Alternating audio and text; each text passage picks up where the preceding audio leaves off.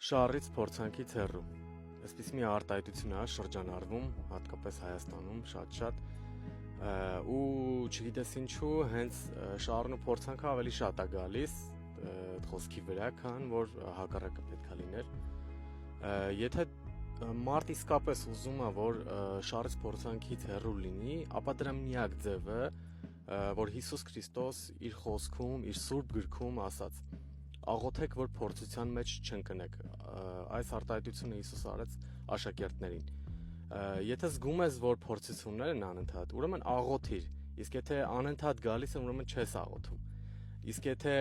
զգում ես, որ ամեն օր պետք է աղոթես, որտեղ փորձությունները մտածում ես, որ շատ են, ապա ամեն օր աղոթիր։